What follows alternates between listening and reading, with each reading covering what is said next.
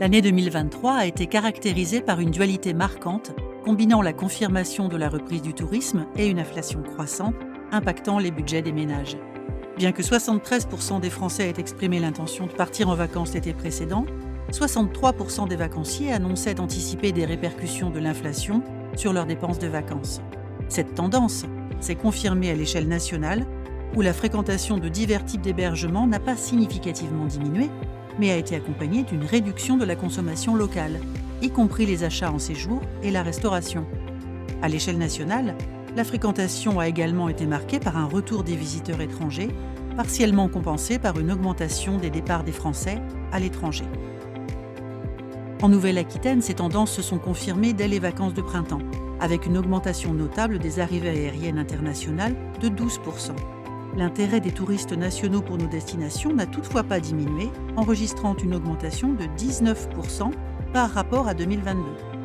Pour la saison estivale, le mois de mai a connu un fort démarrage, mais les mois de juin et juillet ont affiché des résultats mitigés. Les bons chiffres d'août et de septembre, en hausse par rapport à 2022, ont permis de contrebalancer le bilan global, qui demeure positif pour l'ensemble de la saison. La Coupe du monde de rugby a contribué à ce bilan, surtout dans la région bordelaise. Cependant, l'inflation et l'augmentation des voyages des Français à l'étranger ont impacté certaines destinations intérieures qui ont été légèrement moins fréquentées que l'année précédente. En analysant les types d'hébergements privilégiés par les touristes, on observe une hausse de la fréquentation des campings, tandis que les hôtels, résidences de tourisme et villages de vacances ont connu une légère baisse, ne parvenant pas à égaler les records de 2022.